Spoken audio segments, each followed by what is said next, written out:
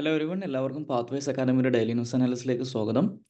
ഇന്ന് നമ്മൾ ഡിസ്കസ് ചെയ്യുന്ന topics lateral entry in civil services, national tiger conservation authority, competition commission of India, liberalised remittance scheme, juice mission. അപ്പോൾ അതിനകത്ത് ആദ്യം discuss ചെയ്യാൻ പോകുന്നത് ലാറ്ററൽ എൻട്രി ഇൻ സിവിൽ സർവീസസിനെ കുറിച്ചാണ്.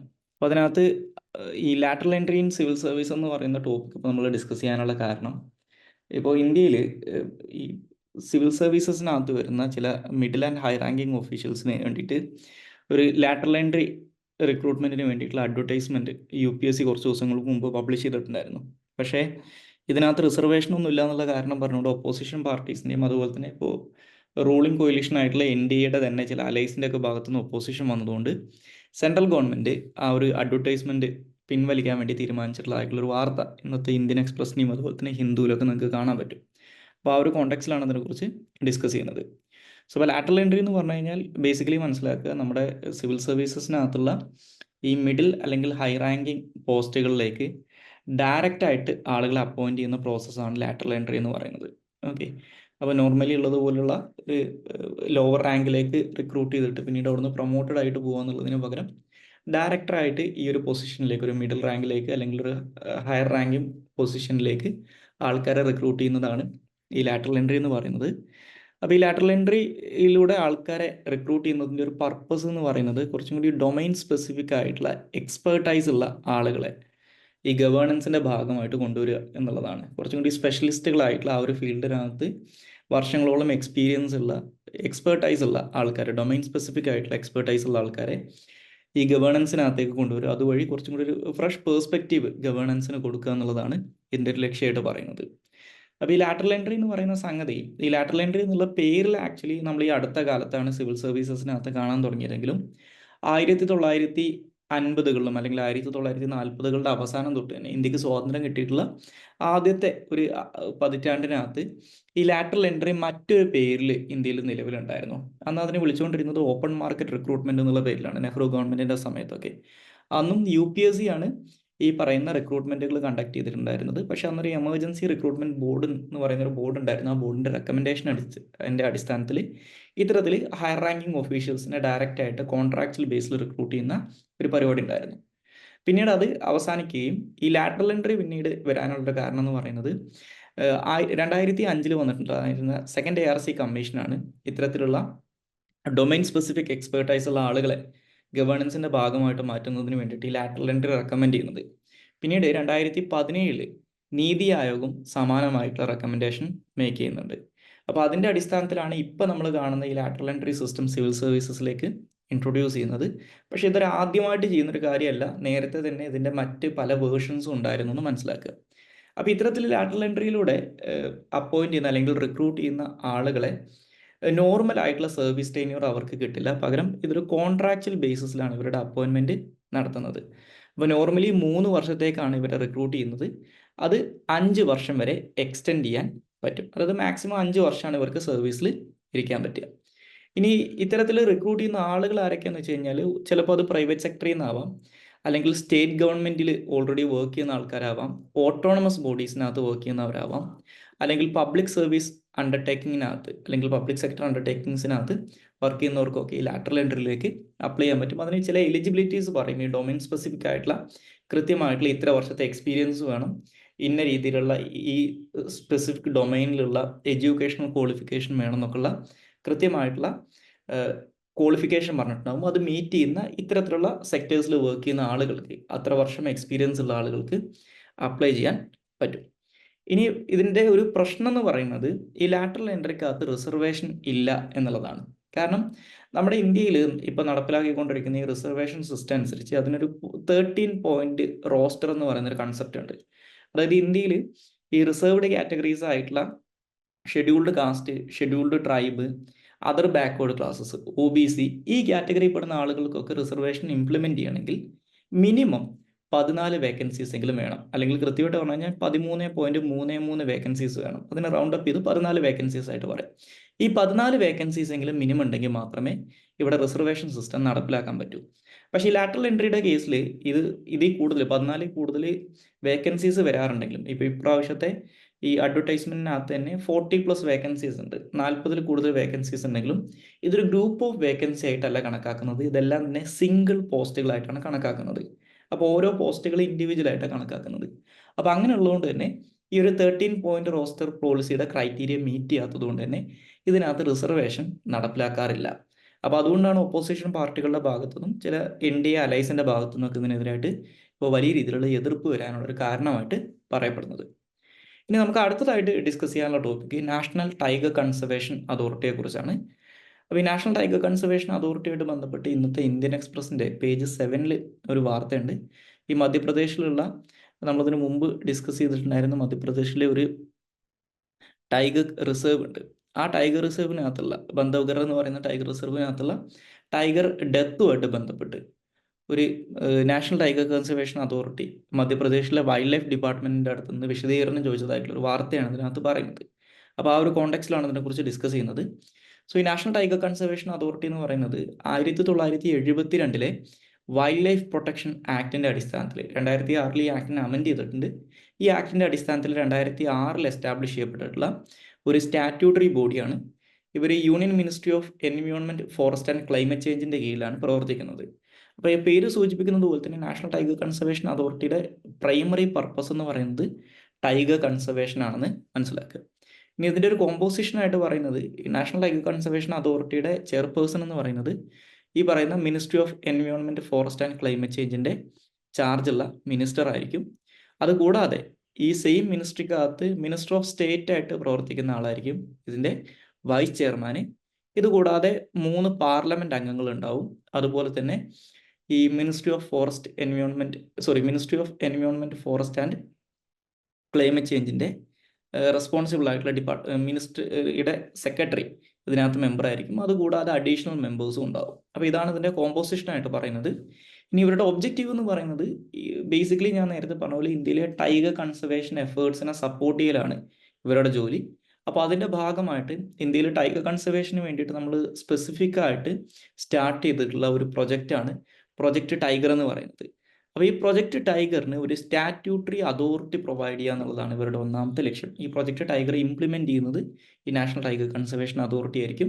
അപ്പോൾ അതുകൊണ്ട് തന്നെ പ്രൊജക്റ്റ് ടൈഗറുമായിട്ട് ബന്ധപ്പെട്ട് കൊടുക്കുന്ന ഡയറക്ഷൻസ് അതിനൊരു ലീഗൽ വാലിഡിറ്റി കിട്ടും. രണ്ടാമതായിട്ട് ഈ ഇന്ത്യയിലുള്ള ടൈഗർ റിസർവുകളുടെ മാനേജ്മെൻറ്റുമായിട്ട് ബന്ധപ്പെട്ട് സെൻട്രൽ ഗവൺമെൻറ്റിനും സ്റ്റേറ്റ് ഗവൺമെൻറ്റിനും ഒക്കെ ഒരു അക്കൗണ്ടബിലിറ്റി എൻഷുർ ചെയ്യുക. അതുപോലെ തന്നെ ഇന്ത്യയുടെ ഈ ഒരു ഫെഡറൽ സ്ട്രക്ചറിനകത്ത് സംസ്ഥാന ഗവൺമെൻറ്റുകളുമായിട്ട് ഈ മെമ്മോറാണ്ടം ഓഫ് അണ്ടർസ്റ്റാൻഡിങ്സ് പ്രൊവൈഡ് ചെയ്യുക, ഇങ്ങനെയുള്ള കാര്യങ്ങളൊക്കെ ചെയ്യുക എന്നുള്ളതാണ് രണ്ടാമത്തെ ലക്ഷ്യമായിട്ട് പറയുന്നത്. മൂന്നാമതായിട്ട് ഇത്തരത്തിലുള്ള ടൈഗർ കൺസർവേഷനുമായിട്ട് ബന്ധപ്പെട്ടിട്ടുള്ള കാര്യങ്ങളിൽ ഒരു പാർലമെൻ്ററി ഓവർസൈറ്റ് കൊണ്ടുവരിക. അതുപോലെ തന്നെ ഈ ടൈഗർ റിസർവുകളുടെ അടുത്ത് അല്ലെങ്കിൽ അതിനകത്തായിട്ട് താമസിക്കുന്ന ജനങ്ങളുണ്ടാവും. അപ്പോൾ അവരുടെ ലിവ്ലിഹുഡ് ഇൻട്രസ്റ്റുകൾ, അവരുടെ ജീവിത മാർഗങ്ങൾ നിലനിർത്തുന്നതുമായിട്ട് ബന്ധപ്പെട്ടുള്ള അവരുടെ താല്പര്യങ്ങൾ സംരക്ഷിക്കുക അല്ലെങ്കിൽ അതിനെ അഡ്രസ്സ് ചെയ്യുക എന്നുള്ളതൊക്കെയാണ് ഈ നാഷണൽ ടൈഗർ കൺസർവേഷൻ അതോറിറ്റിയുടെ ഒബ്ജക്റ്റീവ്സ് ആയിട്ട് പറയുന്നത്. ഇനി അടുത്തതായിട്ട് ഡിസ്കസ് ചെയ്യാനുള്ളത് കോമ്പറ്റീഷൻ കമ്മീഷൻ ഓഫ് ഇന്ത്യയെക്കുറിച്ചാണ്. അപ്പോൾ ഈ കോമ്പറ്റീഷൻ കമ്മീഷൻ ഓഫ് ഇന്ത്യയുമായിട്ട് ബന്ധപ്പെട്ട് ഇന്നത്തെ ഇന്ത്യൻ എക്സ്പ്രസിൻ്റെ പേജ് 13 ഒരു വാർത്തയുണ്ട്. ആ ഒരു കോണ്ടെക്സ്റ്റിലാണ് ഇതിനെക്കുറിച്ച് ഡിസ്കസ് ചെയ്യുന്നത്. So competition commission of India എന്ന് പറയുന്നത് 2002 ഇന്ത്യൻ പാർലമെൻറ്റ് പാസ്സാക്കിയിട്ടുള്ള കോമ്പറ്റീഷൻ ആക്ട് 2002 അടിസ്ഥാനത്തിൽ 2009 എസ്റ്റാബ്ലിഷ് ചെയ്യപ്പെട്ടിട്ടുള്ള ഒരു സ്റ്റാറ്റ്യൂട്ടറി കം റെഗുലേറ്ററി ബോഡിയാണെന്ന് മനസ്സിലാക്കുക. നമ്മുടെ ഇന്ത്യയിൽ ഒരു ഫെയർ കോമ്പറ്റീഷൻ ഉണ്ട്, ഇന്ത്യൻ എക്കണോമിക്കകത്ത് ഒരു ഫെയർ കോമ്പറ്റീഷൻ ഉണ്ട് എന്ന് എൻഷുർ ചെയ്യാൻ വേണ്ടിയിട്ട്, ഒരു സസ്റ്റൈൻഡ് ആയിട്ടുള്ള ഫെയർ കോമ്പറ്റീഷൻ എൻഷുർ ചെയ്യാൻ വേണ്ടിയിട്ട് ക്രിയേറ്റ് ചെയ്തിട്ടുള്ള ഒരു ബോഡിയാണ് ഈ CCI അല്ലെങ്കിൽ കോമ്പറ്റീഷൻ കമ്മീഷൻ ഓഫ് ഇന്ത്യ എന്ന് മനസ്സിലാക്കുക.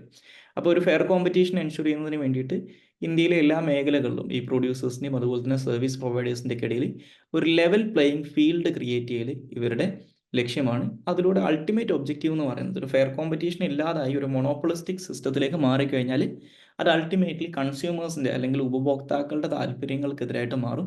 അപ്പോൾ അൾട്ടിമേറ്റ്ലി കൺസ്യൂമേഴ്സിൻ്റെ വെൽഫെയർ എൻഷുർ ചെയ്യലാണ് ഈ ലെവൽ പ്ലേയിങ് ഫീൽഡൊക്കെ ഉറപ്പുവരുത്തിക്കൊണ്ട് ഫെയർ കോമ്പറ്റീഷൻ എൻഷുർ ചെയ്തുകൊണ്ട് കൺസ്യൂമർ വെൽഫെയർ ഉറപ്പുവരുത്തലാണ് ഇവരുടെ അൾട്ടിമേറ്റ് ഒബ്ജക്റ്റീവ് എന്ന് പറയുന്നത്. ഇനി ഇവരുടെ മാൻഡേറ്റ് ആയിട്ട് പറയുന്ന കാര്യങ്ങൾ എന്ന് പറയുന്നത് ബേസിക്കലി ഈ 2002 കോമ്പറ്റീഷൻ ആക്ടിൻ്റെ ഇംപ്ലിമെൻറ്റേഷനാണ്. അപ്പോൾ അതുമായിട്ട് ബന്ധപ്പെട്ട് ഇന്ത്യയിൽ വരുന്ന ആൻറ്റി കോമ്പറ്റീറ്റീവ് എഗ്രിമെൻറ്റ്സ് ഉണ്ടാവും, അല്ലെങ്കിൽ അബ്യൂസ് ഓഫ് ഡോമിനൻ്റ് പൊസിഷൻ ഉണ്ടാവും. ഓക്കെ, ഇപ്പോൾ ഒരു സെക്ടറിനകത്ത് വലിയ രീതിയിൽ മാർക്കറ്റ് ഷെയർ ഉള്ള കമ്പനികൾ ഉണ്ടാവും. അവരാണ് ഡോമിനൻറ്റ് പൊസിഷൻ ഹോൾഡ് ചെയ്യുന്ന ആൾക്കാരെന്ന് പറയുന്നത്. അപ്പോൾ അവർ ആ പൊസിഷൻ അബ്യൂസ് ചെയ്യുകയാണെങ്കിൽ, അല്ലെങ്കിൽ ആൻറ്റി കോമ്പറ്റേറ്റീവ് എഗ്രിമെൻറ്റ്സ് കോമ്പറ്റീറ്റേഴ്സിൻ്റെ ഇടയിൽ വരികയാണെങ്കിൽ ഇതിനെയൊക്കെ പ്രൊഹിബിറ്റ് ചെയ്യുക എന്നുള്ളതാണ് ഇവരുടെ ഒരു ജോലി. രണ്ടാമതായിട്ട് ഇത്തരത്തിൽ ഈ ഫെയർ കോമ്പറ്റീഷൻ എഗെയിൻസ്റ്റ് ആയിട്ട് വർക്ക് ചെയ്യാൻ സാധ്യതയുള്ള കാര്യങ്ങളാണ് ഈ മേജേഴ്സ് ആൻഡ് അക്വിസിഷൻസ് എന്ന് പറയുന്നത്. അപ്പോൾ ഇത്തരത്തിൽ ഇന്ത്യൻ എക്കണോമിക്കകത്ത് ഒരു ഫെയർ കോമ്പറ്റീഷനെ അഡ്വേഴ്സ്ലി അഫക്റ്റ് ചെയ്യുന്ന തരത്തിലുള്ള മേജേഴ്സ് ആൻഡ് അക്വിസിഷൻസ് ഉണ്ടെങ്കിൽ അതിനെ റെഗുലേറ്റ് ചെയ്യുക. അപ്പോൾ ഇത്തരത്തിൽ ഒരു സെർട്ടൻ ത്രഷോൾഡിൽ കൂടുതലുള്ള majors and acquisition deals fulfil ചെയ്യണമെങ്കിൽ ഈ കോമ്പറ്റീഷൻ കമ്മീഷൻ ഓഫ് ഇന്ത്യയുടെ അപ്രൂവൽ കിട്ടണം, അല്ലെങ്കിൽ ക്ലിയറൻസ് കിട്ടണം എന്നുണ്ട്. അപ്പോൾ അതിനെ റെഗുലേറ്റ് ചെയ്യുക എന്നുള്ളതാണ് മറ്റൊരു കാര്യം ഇവർ ചെയ്യുന്നത്. അതുപോലെ തന്നെ ഇന്ത്യയിലുള്ള ബിഗ് എൻ്റർപ്രൈസസ് ഉണ്ടാവും, അതായത് ഈ ഡോമിനൻ്റ് പൊസിഷൻ ഹോൾഡ് ചെയ്യുന്ന എൻ്റർപ്രൈസസ് ഉണ്ടാവും. അവരുടെ ഓപ്പറേഷൻസ് ഒരിക്കലും, അല്ലെങ്കിൽ അവരൊരിക്കലും അവരുടെ ഈ ഡോമിനൻ്റ് പൊസിഷൻ മിസ്യൂസ് ചെയ്യുന്നില്ല, അബ്യൂസ് ചെയ്യുന്നില്ല എന്ന് ഉറപ്പ് വരുത്തുന്നതിന് വേണ്ടിയിട്ട് അവരുടെ ഓപ്പറേഷൻസിനെ ഓവർസീ ചെയ്യുക എന്നുള്ളതും ഇവരുടെ ഈ കോമ്പറ്റീഷൻ കമ്മീഷൻ ഓഫ് ഇന്ത്യയുടെ ഒരു മാൻഡേറ്റ് ആണ്. ഇനി ഇവരുടെ കോമ്പോസിഷനായിട്ട് പറയുന്നത്, ഞാൻ നേരത്തെ പറഞ്ഞ പോലെ ഇതൊരു സ്റ്റാറ്റ്യൂട്ടറി ബോഡിയാണ്, അതുകൂടാതെ ഇതൊരു റെഗുലേറ്ററി ബോഡി കൂടിയാണ്. അപ്പോൾ അതുകൊണ്ട് തന്നെ ഇതിന് ചില ക്വാസി ജുഡീഷ്യൽ പവേഴ്സ് ഉണ്ട്. ഓക്കെ, അപ്പോൾ ഇതൊരു ക്വാസി ജുഡീഷ്യൽ ബോഡി കൂടിയാണെന്ന് മനസ്സിലാക്കുക.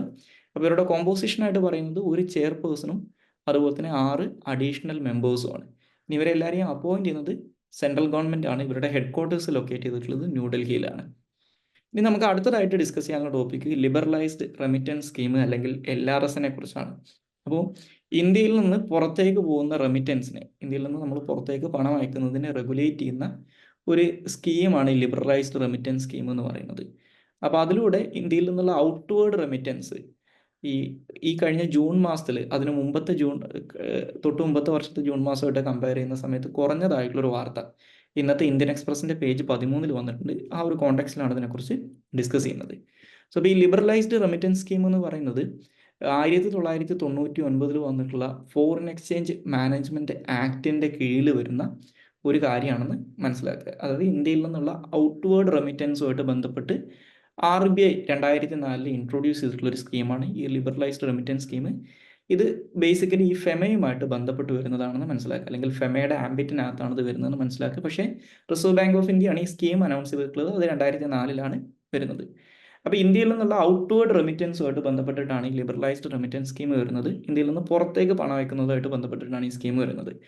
അപ്പോൾ ഈ സ്കീം അനുസരിച്ച് ഇന്ത്യയിലുള്ള എല്ലാ റെസിഡൻറ്റ് ഇൻഡിവിജ്വൽസിനും, ഇൻക്ലൂഡിങ് മൈനേഴ്സിന്, റെസിഡൻറ്റ് ഇൻഡിവിജ്വൽസ് എന്ന് പറഞ്ഞാൽ അവർ ഇന്ത്യൻ പൗരന്മാരായിക്കൊള്ളുന്നില്ല, ഇന്ത്യയിൽ സ്ഥിരതാമസമുള്ള ആയിട്ടുള്ള ആൾക്കാർ, ഓക്കെ, ഇൻക്ലൂഡിങ് മൈനേഴ്സ് ആയിട്ടുള്ള ആളുകൾക്ക് ഒരു സാമ്പത്തിക വർഷത്തിൽ, അതായത് ഏപ്രിൽ തൊട്ട് മാർച്ച് വരെയുള്ള ഒരു സാമ്പത്തിക വർഷത്തിൽ അപ് ടു $2.5 lakh വരെ, അല്ലെങ്കിൽ $2.5 ലക്ഷം വരെ ഫ്രീ ആയിട്ട് ഇന്ത്യയിൽ നിന്ന് പുറത്തേക്ക് റെമിറ്റ് ചെയ്യാൻ ഈ ലിബറലൈസ്ഡ് റെമിറ്റൻസ് സ്കീം അനുവദിക്കുന്നുണ്ട്. ഓക്കെ, അപ്പോൾ ഇത് കറണ്ട് അക്കൗണ്ട് ട്രാൻസാക്ഷൻ ആവാം, അല്ലെങ്കിൽ ക്യാപിറ്റൽ അക്കൗണ്ട് ട്രാൻസാക്ഷൻ ആവാം, അല്ലെങ്കിൽ രണ്ടിൻ്റെയും കൂടി ഒരു കോമ്പിനേഷൻ ആവാം. ഇത്തരത്തിൽ ഒരു 2,50,000 വരെ ഒരു ഫിനാൻഷ്യൽ ഇയറിൽ ഇന്ത്യയിലെ റെസിഡൻറ്റ് ഇൻഡിവിജ്വൽസിന് ഈ സ്കീമിൻ്റെ കീഴിൽ ഔട്ട്വേർഡ് റെമിറ്റൻസ് നടത്താൻ പറ്റും. ഓക്കെ, അപ്പോൾ ഇതിനകത്ത് എന്ത് കാര്യങ്ങളുടെ പേരിലാണ് ഇവർക്ക് ഈ റെമിറ്റൻസ് നടത്താൻ പറ്റുന്നത് വളരെ കോംപ്രഹെൻസീവായിട്ട് പറയുന്നുണ്ട്. എല്ലാ കാര്യങ്ങൾക്കും വേണ്ടിയിട്ടും പറ്റില്ല. അപ്പോൾ കൃത്യമായിട്ട് ചില ക്രൈറ്റീരിയാസ് ഉണ്ട്, ഒരു ലിസ്റ്റ് ഓഫ് റീസൺസ് RBI പറയുന്നുണ്ട്. ആ കാര്യങ്ങളുടെ പേരിലാണ് ഈ LRS സ്കീം ഉപയോഗിച്ചുകൊണ്ട് ഇത്രയും പണം നമുക്ക് റെമിറ്റ് ചെയ്യാൻ പറ്റും. അപ്പോൾ അത് ഇപ്പോൾ അതിനകത്ത് പറയുന്ന കാര്യങ്ങളെന്ന് പറയുന്നത്, ഒന്ന് travel and tourism to foreign countries ആണ്. ഇപ്പം നേപ്പാളും ഭൂട്ടാനും ഒഴികെയുള്ള മറ്റുള്ള രാജ്യങ്ങളിലേക്കുള്ള നമ്മുടെ വിദേശ യാത്രകൾ, അതുപോലെ തന്നെ ജോലിക്ക് വേണ്ടിയിട്ട് പുറത്തേക്ക് പോകുന്നത്, ഇമിഗ്രേഷൻ, അതുപോലെ തന്നെ പുറം രാജ്യങ്ങളിൽ ജീവിക്കുന്ന ക്ലോസ് റിലേറ്റീവ്സ് ഉണ്ടെങ്കിൽ അവർക്ക് വേണ്ടിയിട്ടുള്ള ചിലവിന് വേണ്ടി വരുന്ന പണം, അതുപോലെ തന്നെ വിദേശ രാജ്യങ്ങളിൽ പോയിട്ട് മെഡിക്കൽ ട്രീറ്റ്മെൻറ്റ് നടത്തുന്നുണ്ടെങ്കിൽ അതുമായിട്ട് ബന്ധപ്പെട്ട് വരുന്ന ചിലവ്, ഇങ്ങനെയുള്ള കുറേ കാര്യങ്ങൾ പറയുന്നുണ്ട്. ആ കാര്യങ്ങളുമായിട്ട് ബന്ധപ്പെട്ടിട്ടാണ് ഈ LRS സ്കീം ഉപയോഗിച്ചുകൊണ്ട് റെമിറ്റൻസ് നടത്താൻ പറ്റുക. ഓക്കെ, പക്ഷേ അതിനകത്ത് ക്യാപിറ്റൽ റെമിറ്റൻസും അതുപോലെ തന്നെ കറണ്ട് അക്കൗണ്ട് റെമിറ്റൻസും ഇൻക്ലൂഡഡ് ആണെന്ന് മനസ്സിലാക്കുക. ഇനി നമുക്ക് അവസാനമായിട്ട് ഡിസ്കസ് ചെയ്യാനുള്ള ടോപ്പിക്ക് ജൂസ് മിഷനെ കുറിച്ചാണ്.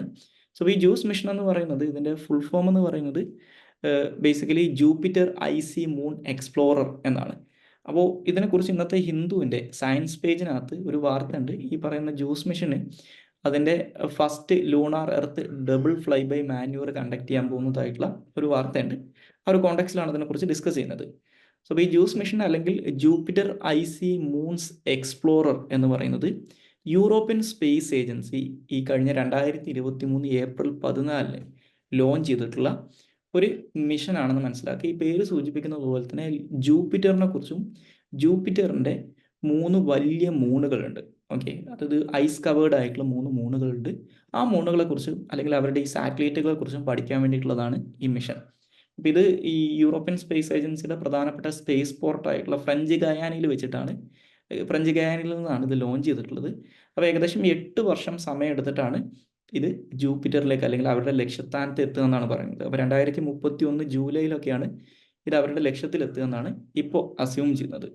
ഇനി ഈ ഒരു പ്രോഗ്രാമിൻ്റെ ഈ ഒരു ജൂസ് മിഷൻ്റെ അല്ലെങ്കിൽ ജൂപ്പിറ്റർ IC മൂൺസ് എക്സ്പ്ലോറർ മിഷൻ്റെ ഒരു എയിമായിട്ട് പറയുന്നത് ഒന്ന് ഈ ജൂപ്പിറ്ററിനെ കുറിച്ചിട്ടുള്ള പഠനങ്ങൾ നടത്തുക എന്നുള്ളതാണ്. ഇനി അതിനെക്കാട്ടിലും പ്രധാനമായിട്ട് പറയുന്നത് ജൂപ്പിറ്ററിൻ്റെ 3 ഓഷ്യൻ ബെയറിംഗ് ആയിട്ടുള്ള വലിയ മൂണുകളുണ്ട്. ഓക്കെ, ഇപ്പോൾ നമ്മുടെ സോളാർ സിസ്റ്റത്തിനകത്ത് തന്നെയുള്ള വലിയ മൂണുകളിൽ പെടുന്നതാണ് ഈ ജൂപ്പിറ്ററിൻ്റെ 3 മൂണുകൾ എന്ന് പറയുന്നത്. അതിനകത്ത് ഈ സോളാർ സിസ്റ്റത്തിലെ തന്നെ ഏറ്റവും വലിയ മൂണാണ് ഈ ഗാനമിഡെ എന്ന് പറയുന്നത്. ജൂപ്പിറ്ററിൻ്റെയും ഏറ്റവും വലിയ മൂണാണിത്, സോളാർ സിസ്റ്റത്തിലെയും ഏറ്റവും വലിയ മൂണാണ് ഈ ഗാനമിഡെ. അതുപോലെ തന്നെ കാലിസ്റ്റോ, യൂറോപ്പ എന്നീ പറയുന്ന 3 ജൂപ്പിറ്ററിൻ്റെ പ്രധാനപ്പെട്ട വലിയ മൂണുകളുണ്ട്. അപ്പോൾ ഈ മൂണുകൾക്ക് ഒരു ഫ്രോസൺ ആയിട്ടുള്ള ഔട്ടർ ലെയർ ഉണ്ടെങ്കിലും, ഒരു IC ഔട്ടർ ലെയർ ഉണ്ടെങ്കിലും അതിനകത്ത് ലിക്വിഡ് ഫോമിലുള്ള ഓഷ്യൻസ് ഉണ്ടെന്നാണ് വിശ്വസിക്കപ്പെടുന്നത്. അപ്പോൾ അങ്ങനെയാണെങ്കിൽ അവിടെ ഈ എക്സ്ട്രാ ടെറൻഷ്യൽ ആയിട്ടുള്ള ലൈഫ് ഉണ്ടാവാനുണ്ട്. അത് നമ്മുടെ ഭൂമിക്ക് പുറത്ത് ജീവൻ ഉണ്ടാകാൻ സാധ്യതയുള്ള, സോളാർ സിസ്റ്റത്തിനകത്ത് സാധ്യതയുള്ള അതിന് പറ്റിയ അറ്റ്മോസ്ഫിയർ ഉള്ള സ്ഥലങ്ങളായിട്ട് കണക്കാക്കപ്പെടുന്നത് ഈ 3 മൂൺസാണ്. അപ്പോൾ അതിനെക്കുറിച്ചിട്ടുള്ള പഠനങ്ങൾ നടത്തുക എന്നുള്ളതാണ് ഈ ജൂസ് മിഷൻ്റെ ലക്ഷ്യം. അപ്പോൾ അത് റിമോട്ട് സെൻസിങ്, അതുപോലെ തന്നെ ജിയോ ഫിസിക്കൽ ആൻഡ് ഇൻസ്ട്രുമെൻറ്റ്സ് ഒക്കെ യൂസ് ചെയ്തിട്ടാണ് ഈ പഠനങ്ങൾ ഇവർ നടത്താൻ പോകുന്നത്. അപ്പോൾ ഇതിനകത്തുള്ള മറ്റൊരു കേസ് എന്ന് പറയുന്നത് നമ്മുടെ സോളാർ സിസ്റ്റത്തിനകത്തുള്ള ഔട്ടർ സോളാർ സിസ്റ്റം ഉണ്ട്. അതായത് ഈ പറയുന്ന കുറച്ച് IC ജയൻസ് എന്നൊക്കെ വിളിക്കുന്ന നമ്മൾ ഔട്ടർ സോളാർ സിസ്റ്റത്തിനകത്തുള്ള പ്ലാനറ്റുകളുണ്ട്. ആ പ്ലാനറ്റുകളിലേക്ക് യുണൈറ്റഡ് സ്റ്റേറ്റ്സിൻ്റെ പുറമെ, അതായത് US-ൻ്റെ നാസ അല്ലാതെ നടത്തുന്ന ആദ്യത്തെ ഇൻ്റർപ്ലാനറ്ററി മിഷനാണ് ഈ ജൂസ് മിഷൻ എന്ന് പറയുന്നത്. ഇതുവരെ ഇത്തരത്തിൽ ഈ ഔട്ടർ സോളാർ സിസ്റ്റത്തിലേക്ക് ഇത്തരത്തിലുള്ള മിഷൻസ് ലോഞ്ച് ചെയ്തിട്ടുള്ളത് US മാത്രമാണ്. അപ്പോൾ അത്തരത്തിലുള്ള ഇൻ്റർപ്ലാനറ്ററി മിഷൻ US-ൻ്റെ പുറമെ നടത്തുന്ന ആദ്യത്തെ മിഷനാണ് ഈ പറയുന്ന ജൂസ് മിഷൻ എന്ന് പറയുന്നത്. അതുപോലെ തന്നെ ഈ എർത്തിൻ്റെ മൂണിനെ അല്ലാതെ മറ്റൊരു ഗ്രഹത്തിൻ്റെ സാറ്റലൈറ്റിനെ ഓർബിറ്റ് ചെയ്യാൻ പോകുന്ന ആദ്യത്തെ ഈ US-ന് പുറത്തുള്ള ആദ്യത്തെ ഒരു മിഷനും കൂടിയായിരിക്കും ഇതെന്ന് പറയുന്നുണ്ട്. ഇനി അതുപോലെ തന്നെ ഈ ജൂപ്പിറ്ററിൻ്റെ സാറ്റലൈറ്റ് ആയിട്ടുള്ള യൂറോപ്പയെ കുറിച്ച് പഠിക്കാൻ വേണ്ടിയിട്ട് നാസ, ഇപ്പോൾ ഈ US-ൻ്റെ സ്പേസ് ഏജൻസി ആയിട്ടുള്ള നാസ ഈ വർഷം ഒക്ടോബറിൽ ഒരു യൂറോപ്പ ക്ലിപ്പർ മിഷൻ ലോഞ്ച് ചെയ്യുന്നുണ്ട്. അപ്പോൾ ഈ യൂറോപ്പ ക്ലിപ്പർ മിഷൻ അവിടെ പ്രവർത്തിക്കുന്ന അല്ലെങ്കിൽ ഈ യൂറോപ്പയെ കുറിച്ച് പഠിക്കുന്ന ഏകദേശം അതേ സമയത്ത് തന്നെയായിരിക്കും ഈ ജൂസ് മിഷനും അവിടെ ഓപ്പറേറ്റ് ചെയ്യുക. അപ്പോൾ ഇവരുടെ രണ്ടുപേരുടെയും മിഷൻ ലൈഫ് സ്പാൻ എന്ന് പറയുന്നത് ഓവർലാപ്പ് വരുന്നതാണെന്ന് മനസ്സിലാക്കുക. സോ അപ്പോൾ ഇത്രയും കാര്യങ്ങളാണ് ഇന്നത്തെ ഡെയിലി ന്യൂസ് അനാലിസിനകത്ത് ഡിസ്കസ് ചെയ്യാനുള്ളത്. So thank you all.